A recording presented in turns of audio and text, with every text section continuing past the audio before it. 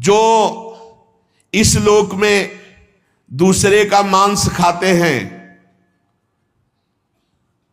बहुत सावधानी से, दुर्गति होती, पक्का दुर्गति होती है। मांस खाने वाले ध्यान से सुन ले, पूर्व में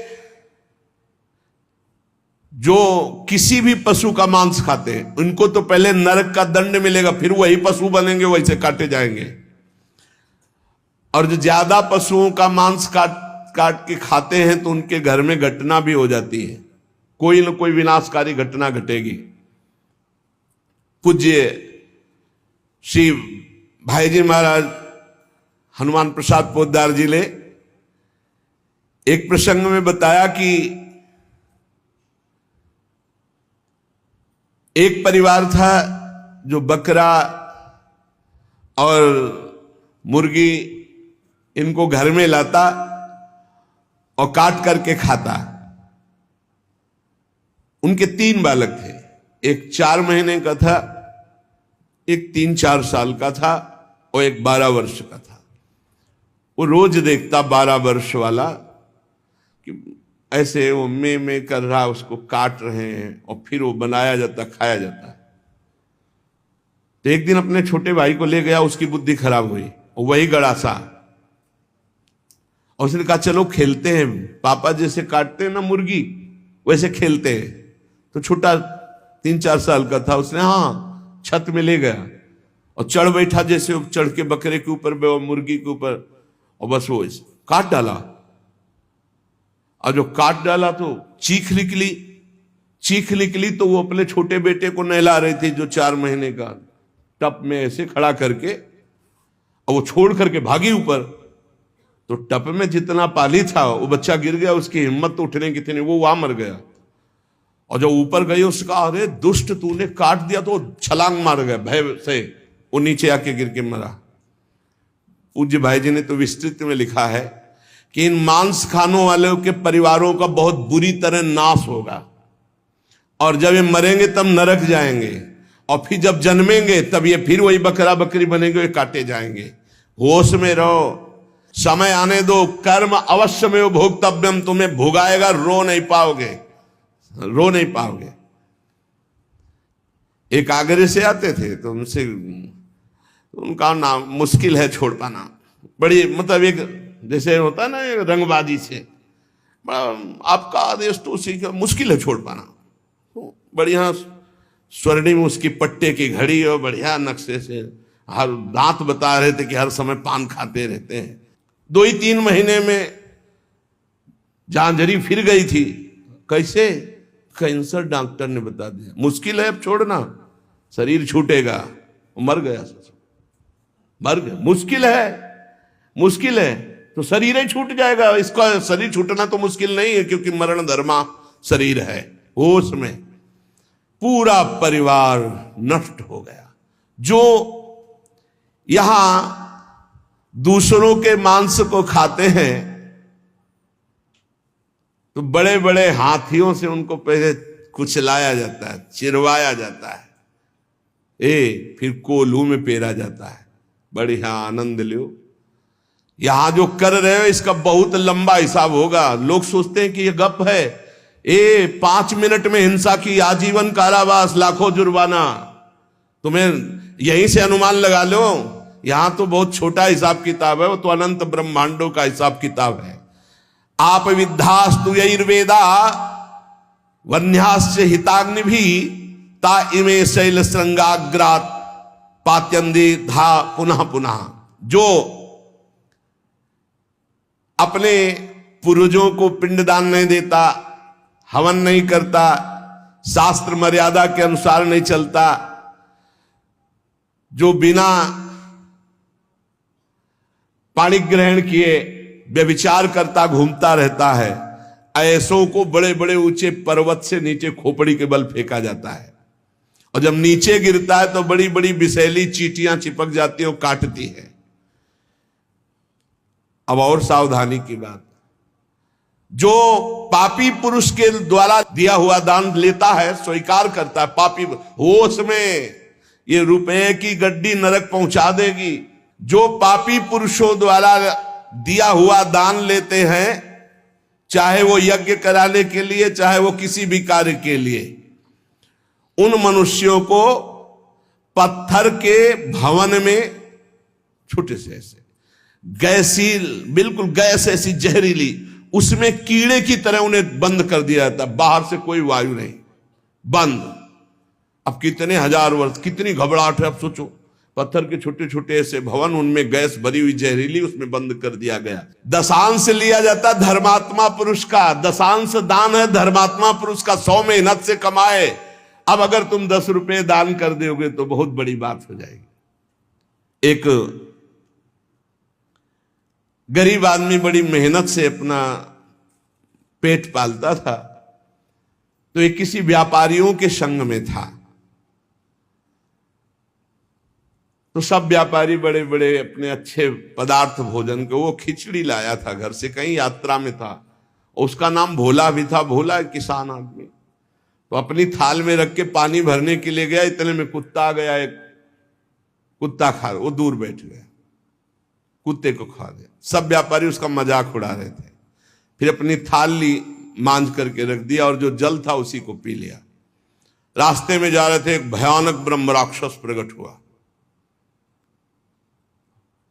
अलग अलग कोटि के प्रेत भी होते हैं, अब तो सबके होश उड़ गए। भोला एकदम सीधा आदमी था। ब्रह्म राक्षस ने कहा सबको मार देंगे हम व्यापारियों। तो भोला ने कहा शुरुआत हमसे करो। तो उनका तुम्हारे ऊपर तो हाथ नहीं उठा सकते। क्यों? क्योंकि तुमने कभी बेईमानी नहीं की, धर्म से कमाए हो, और आज तुमने इतना बड़ा पुण्य किया कि भूखे थे, अपनी मेहनत की कमाई की खिचड़ी कुत्ते को खाने दिया। अगर वो पुण्य मुझे दे दो तो मैं ब्रह्म राक्षस योनि से मुक्त हो जाऊं, किसी को नहीं दंड दूंगा। तो उसने कहा कैसे दे दूं? बोले संकल्प करो कि आज की खिचड़ी जो कुत्ते ने पाई, उसका जो पुण्य हुआ मैं तुम्हें देता हूं, मैं अभी मुक्त हो जाऊंगा, नहीं सबको मार दूंगा इन व्यापारियों को। धर्म की कमाई का छोटा सा भी दान वो भगवान की भी प्राप्ति करा सकता है। दशांश धर्म के दान को कहा गया है, मेहनत की कमाई का फिर दशांश दान कहा गया। पाप कहीं दान नहीं होता, पाप कहीं दान नहीं होता। उसका विधान फिर ब्रह्म ऋषि बताते हैं कि आज तक किया, अब कभी पाप नहीं करेंगे, अब क्या करें, तो फिर उसका विधान वो बता देते हैं। ऐसा नहीं कि पाप करते जाओ, दशांश देते जाओ तो बुद्धि भ्रष्ट होती चली जाएगी।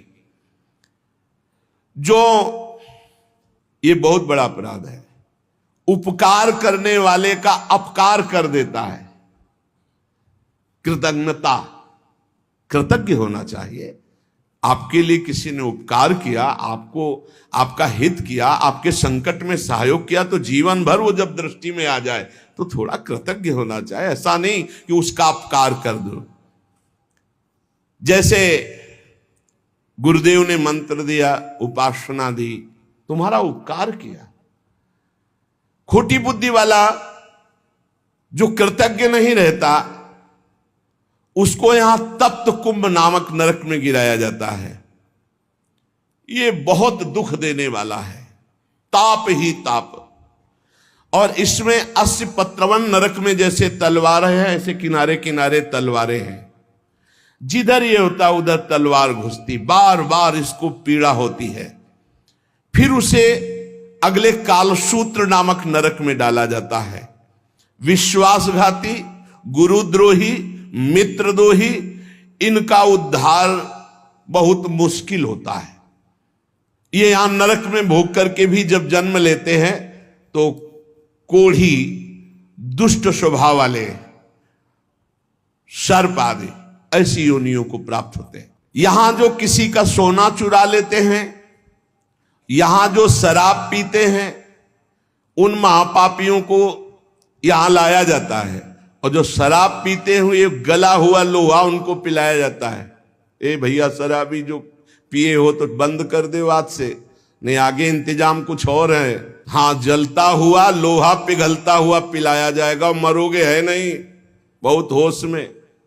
स्वर्ण की चोरी करने वाले को वैसे ही स्वर्णिम आग के ऊपर फेंक दिया जाता है, भुनो सारे। यहां कोई मानता नहीं, कहते सब झूठ है, भोगोगे तब पता चलेगा तुम्हें। और ऐसे लोग जब नरक से लौटते हैं तो उनको यहां भारी भारी घृणित बीमारियों से पीड़ित होना पड़ता है। राजन, जो नीच, अपवित्र, पापी पुरुष है, वो जब दूसरों से दान लेता है तो नरक में जो बताया गया वो भोग भोगता है, यहां जन्म लेता है गधे का, गधा बनता है। 2 ईंट देखते रहो आराम से। किसको? जो पतितों से, पापियों से दान लेता है, वो न ऊपर तो सुना दंड, और जब मृत्यु लोक में जन्मेगा तो वो गधा बनेगा। चाहे कोई भी हो, तैयार रहो पीठ मजबूत करके ढोने के लिए भार। जो अधिकारी नहीं है, पतित है, उससे जो पैसे के बल से पूजा करवाता, यज्ञ करवाता है, उस द्विज को जब नरक जाके पहले भोगेगा और फिर लौटेगा तो विष्ठा का कीड़ा होना पड़ेगा। जो पैसे के बल से पतितों को भी, आओ पूजा कर ले, आओ यज्ञ करवा देते हैं तुम्हारी, नहीं, पहले जजमान का परीक्षण होता है, अधिकार होता है। ऐसे द्विज को नरक से लौटने पर विष्ठा का कीड़ा होना पड़ता है। जो अपने गुरुदेव के साथ छल करता है, अहंकार करता है, कपट करता है, उसे पागल कुत्ते की योनि मिलती है। उसे नरक भोगने के बाद पागल कुत्ते की योनि मिलती है। जो गुरु की संपत्ति का अपहरण कर लेता है, मनमानी आचरण करता है, तो उसे यहां यही दंड मिलता है, अर्थात कुत्ते की योनि प्राप्त होती है। जो अपने माता पिता वयोवृद्ध का अपमान करता है, कटुवचन करता है, उसे यहां पक्षी की योनि प्राप्त होती है। जो बीमार रहता है हर समय, पक्षी, कष्ट से युक्त पक्षी की योनि। जो अपनी भाई की स्त्री का गलत भाव, तो वो कछुए की योनि प्राप्त होता है, बड़ा कष्ट में जीवन उसका व्यतीत होता है। जो यहां अपने मालिक के साथ दगाबाजी कर देता है, वो बंदर की योनि को प्राप्त होता है। जो दूसरे की धरोहर हड़प लेता है तो नरक भोगने के बाद वो नाली में कीड़ा बन करके रेंगता है। जो दूसरों के दोष देखता रहता है, वो नरक भोगने के बाद यहां अंधा पैदा होता है, आंखों से अंधा पैदा होता है। जो अपने मित्र या अपने प्रियजनों के साथ विश्वासघात करता है, वो मछली की योनि हजारों बार जन्म लेता है। जो मनुष्य यहां जौ, तिल, धान, अन्न इसकी चोरी करता है या अनाज के खेतों में आग लगा देता है, वो नरक भोगने के बाद यहां नेवला और चूहे की योनि प्राप्त करता है। जो पराई स्त्री के साथ संभोग करता है, उसको नरक भोगने के बाद यहां भेड़िया बनाया जाता है। जो पराये पुरुष के साथ संभोग करते हैं, वो वहां नरक भोगने के बाद यहां कुतिया की योनि प्राप्त होती है। कुत्ता, सियार, बगुला, गिद्ध, सांप, कौआ, इन योनियों में क्रम से जाता है जो पराई स्त्री और पराये पुरुष के साथ संभोग करता है। इसे मनोरंजन मत समझो, खिलवाड़ मत समझो। जो खोटी बुद्धि वाला पुरुष अपने बड़े भाई की पत्नी, जो मां के समान है, उसके साथ बलात्कार करता है, वो नरक भोगने के बाद कामी, नाना प्रकार से बीमार पशु योनियों को प्राप्त होता है। कई प्रकार के कष्टों से उसका जीवन युक्त है। जो अपने मित्र की पत्नी से विश्वास दिलाकर, मित्र को विश्वास दिलाकर उसकी पत्नी, वो यहां के सुअर पैदा होता है, सुअर बनता है। यज्ञ में, दूसरों को खवाने पिलाने में, दूसरों के मंगल विधानों में जो विघ्न डाल देता है, किसी की कन्या का विवाह हो रहा है, कोई यही कहीं यज्ञ हो रही, कहीं नाम की, उसमें विघ्न डाल देता है, उसको नहीं होने देता है, वो नरक भोगने के बाद फिर यहां आकर विविध कीड़े की योनियों में विविध प्रकार, अभी ये कीड़ा फिर ये कीड़ा फिर ये कीड़ा, ऐसे जन्मता है। जिसने देवता या ब्रह्म ऋषि उनको ये बोल दिया कि मैं ये दूंगा, आपको ये दूंगा, और फिर नहीं दिया, कर्जा है तुम्हारा, ऐसे नहीं बोलना चाहिए, ऐसे नहीं बोलना चाहिए। अयाचक वृत्ति से जो रहते हैं, कभी नहीं महाराज हम आपका ये काम कर दें, आपको ये दे देंगे, आपको एक कर्जा हो गया, अब अगर नहीं दिया तो नरक भोगोगे, और नरक से निकलने के बाद कौआ बनोगे। जो अपने पूजनियों का अपमान करता है, बड़े भाई का अपमान करता है, वो क्रौंच पंछी के रूप में जन्म लेता है। बहुत सावधान होना चाहिए। जो तुम्हारे साथ उपकार करे उसके साथ तुम्हारा नम्र व्यवहार होना चाहिए। यदि उपकार नहीं किया तो तुम्हें बिच्छू की योनि प्राप्त होगी, बिच्छू बनना पड़ेगा। जो सोए हुए मनुष्य की हत्या कर देता है, शस्त्रहीन है या सोया हुआ है, उसकी हत्या कर देता है, या किसी स्त्री की हत्या कर देता है, या बालक की हत्या कर देता है, वो 1000 बार गधे की और कीड़े की योनियों को प्राप्त होता है। बहुत संभल करके। जो दूसरों के भोजन व्यवस्था को नष्ट कर देता है, उसे मक्खी की योनि प्राप्त होती है। अन्न चुराने वाला बिल्ली की योनि, घृत आदि चुराने वाला चूहे की योनि, जो दूसरे के अर्थ की चोरी करता है सर्प की योनि, दूध वाले पशु या दूध आदि चुराने वाले बगुले की योनि, इसी तरह डांस, चींटी, बिलैया, बहुत सी योनियों की प्राप्ति होती है। हे महाराज, मैं तुम्हें कहां तक बताऊं, ये जितने जीव हैं ये सब नरक से आए हुए हैं। एक मनुष्य योनि भगवान ने कृपा करके दी है, जिससे हम अब भगवान की प्राप्ति कर सकते हैं। जब कोई जैसे कर्म करता है उसको दंड मिलता है। तो सुमति जी ने कहा पूरे जीवन का पता कैसे चलता है? पूरे जीवन का पता कैसे चलता है कि जब से पैदा हुआ तब से मरने तक इसने ये पाप किए, ऐसे ऐसे पाप किए? उसका क्या प्रमाण आपके पास होता है जिससे आप उसको दंड देते हैं? तो उन्होंने कहा कि हमारे यहां एक बहुत बड़े लेखक हैं चित्रगुप्त जी, और सबके यहां विराजमान, सबके पास विराजमान। चित्रगुप्त जी सब रूपों में विराजमान, सबके पास विराजमान। बड़ा भागवतिक सिस्टम है। ये चित्रगुप्त जी बड़े सूक्ष्म हैं। ये पूरी फिल्म तैयार करते हैं, केवल लिखा पढ़ी नहीं, पूरी सीन सहित, किस समय किस, और इनकी प्रतिक्रिया को कोई समझ नहीं सकता। ये दैवी शक्ति है चित्रगुप्त जी, इनका चित्रगुप्त नाम रखा गया है। ये प्राणियों की पूरी सीन तैयार करते हैं, लिखित और सीन। ये आपने ऐसे, जैसे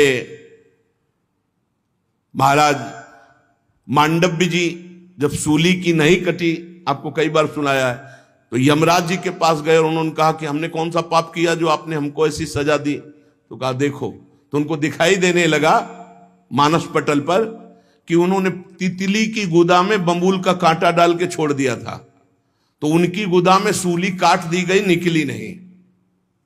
पूरी सीन सहित चित्रगुप्त को, वहां कोई ये नहीं चलेगा कि एक भी बात का धोखा हो गया। ये निरंतर कर्मों को लिखते रहते हैं और मृत्यु के पश्चात यमराज के सामने प्रस्तुत कर देते हैं। अब वो बही कौन है? जिसमें चित्र सहित लिखा हुआ है, मन, तुम्हारे मन में ही है। ये जो आप भजन करते हो ना, बहुत ध्यान से सुनना, जहां आप राधा राधा राधा, तो आपके मन में जलन होती है और सीने शुरू हो जाती है निकलना, गंदी गंदी बातें, गंदी कल्पनाएं, गंदा चिंतन, ये सब तुम्हारी बही से डिलीट हो रहा है। यही डिलीट हो रहा है। जितनी बातें निकल रही वो सब भोगनी नहीं पड़ेंगी, खत्म होती चली जा रही। बस पकड़ना मत, राधा राधा राधा राधा। बोले कई महीने हो गए वही चल रहा है, तो वही भरा है, चित्रगुप्त ने वही भरा है। अब वो सब खाली हो रहा है। ए बहुत बढ़िया, वो सर खाली कर डालो पूरा। निर्मल मन जन सो मोहि पावा, मोहि कपट छल छिद्र न भावा। ये चित्रगुप्त जी की बही क्या है? तुम्हारा मन, तुम्हारे मन में ही लिखते हैं और कहीं नहीं। उनका कोई अलग रजिस्टर नहीं है। वही मन जो पापाचरण सोचता है, करता है, उसी में लिख रहे हैं वो। बहुत सुंदर बात है। जो भजन करते हुए निकलते हैं ना, बिल्कुल डिलीट हो रहे हैं। इतना भजन करो, पूरा खाली कर डालो, जीवन मुक्त हो जाओगे।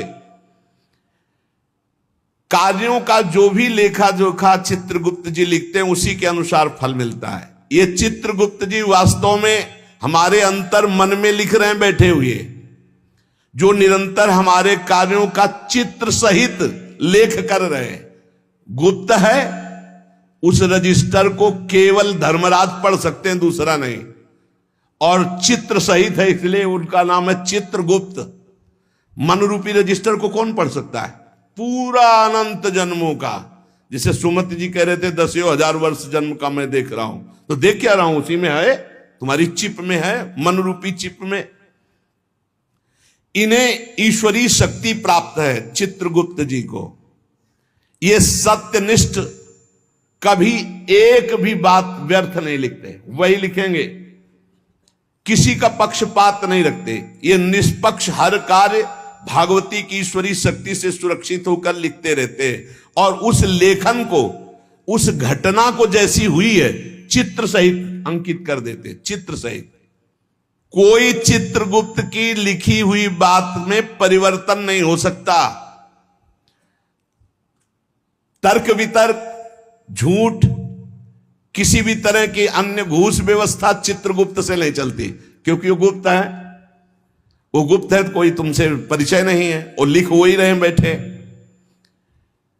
और उनको कभी शिथिलता नहीं होती कि अब रात्रि हो गई, ये सो रहा है, अभी क्या लिखना। नहीं, सोते समय भी तुम्हारी क्या हरकत थी, क्या चिंतन था, क्या था, सब लिखा जाता है, रात दिन का। बाहरी तो पुण्यों को बढ़ा चढ़ा कर दिखाया जाता है, परंतु चित्रगुप्त जी आंतरिक बात लिखते हैं। जैसे आपने बाहरी 1,00,000 रुपए अमुक ने दान किए और आपका उद्देश्य था कि मेरा नाम हो जाए, तो वहां लिखा जाएगा व्यर्थ दान, 1,00,000 रुपए का, इसका कोई फल नहीं, क्योंकि समाज में तालियां और वाहवाही सुन ली है। चित्रगुप्त जी ने लिख दिया, कुछ लाभ नहीं मिला।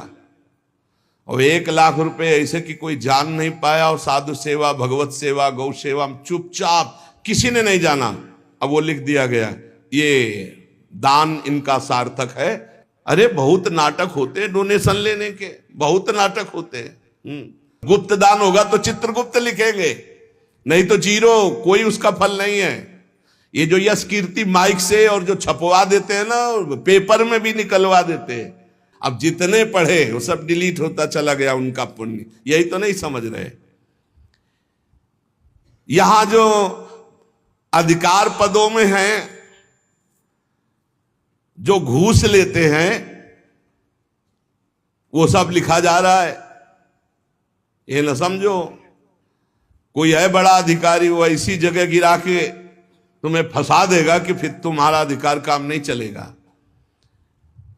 असंख्य क्रियाओं को 1 सेकंड में लिपिबद्ध चित्र सहित कर देते हैं, इतनी बड़ी सामर्थ्य है। असंख्य क्रियाओं को, असंख्य, कितने जीव हैं, असंख्य क्रियाओं को 1 सेकंड में चित्र सहित लिख देते हैं, पूरी सीन सहित। प्राकृतिक यंत्रों के द्वारा इनकी लेखनी नहीं जानी जा सकती। दिव्य पुरुष जो सिद्ध है, भगवत प्राप्त, वही समझ सकता है। चित्रगुप्त के खींचे हुए चित्र बड़े सूक्ष्म होते हैं, और ये हजारों लाखों जन्मों तक मिटेंगे नहीं, तुम्हारे मन में ही हैं। चित्रगुप्त के दरबार में स्थूल क्रिया तुम क्या कर रहे हो इसका महत्व नहीं है, भावना को, वो क्रिया कैसी भावना से वो लिखी जाती है। वहां सूक्ष्म भावनाओं से जो संकल्प बना क्रिया का, वो लिखा जाता है।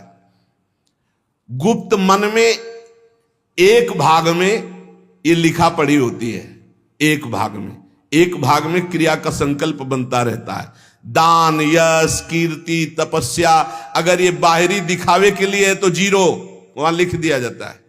बहुत सावधानी की जरूरत है। परमार्थ भावना से यदि कर रहे हो तो उसका फल मिलेगा, और दिखावा की भावना से कर रहे तो उसका फल नहीं मिलेगा। दिखावे की भावना वाली बात में 0 लिख देते हैं चित्रगुप्त जी। ये सत्संग है बिल्कुल सुधार के लिए। धर्म प्रचारक स्वार्थ की वासना तो परिणाम 0। धर्म प्रचारक परमार्थ की भावना तो नंबर मिलेगा।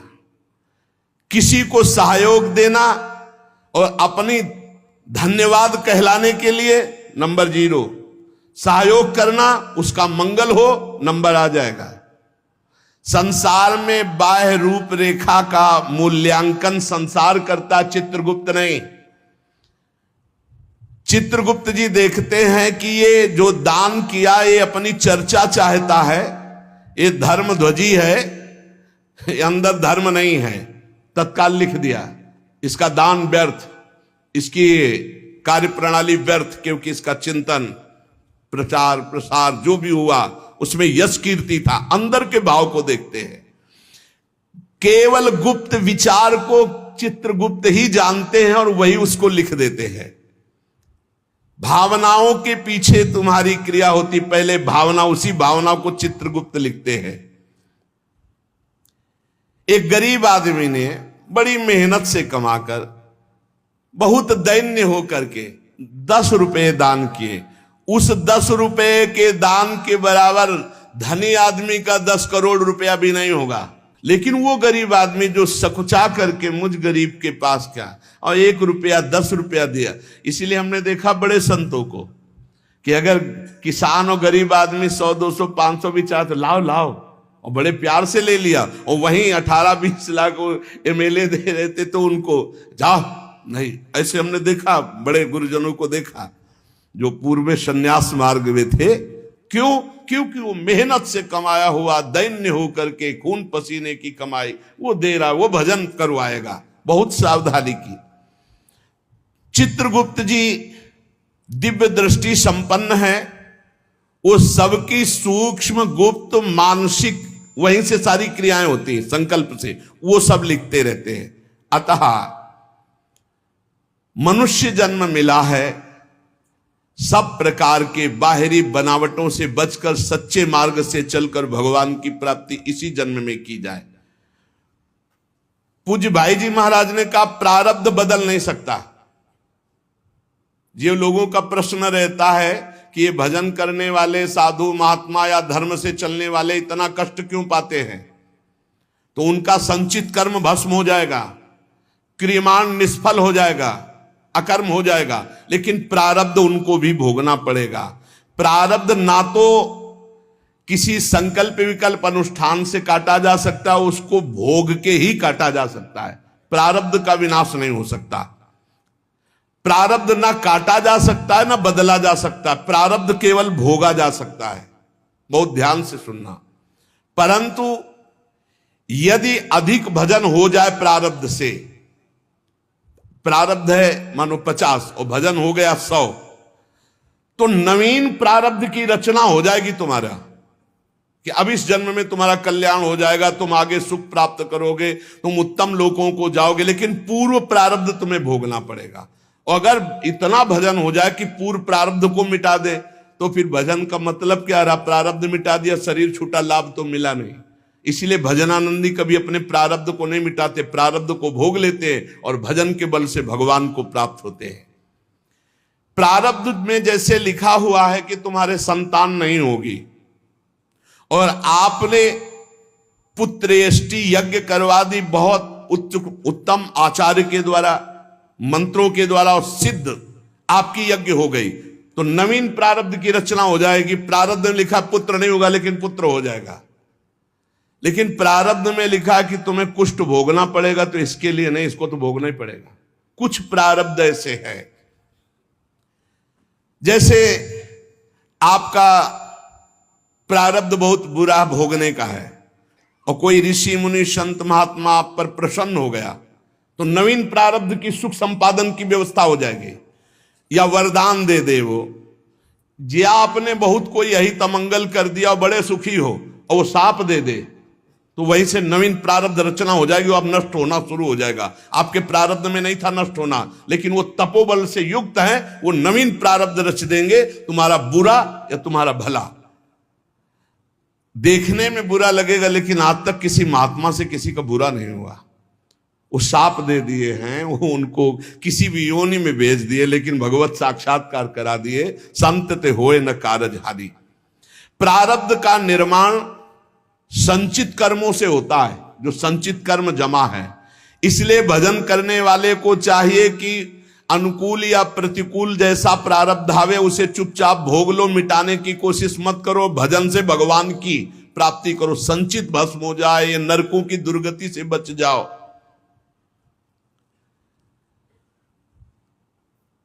भगवान के मार्ग में चलने से संपूर्ण पाप और नारकी गतियां नष्ट हो जाती हैं, बिल्कुल सिद्ध बात है। नाम संकीर्तनम यस्य सर्व पाप प्रणाशनम।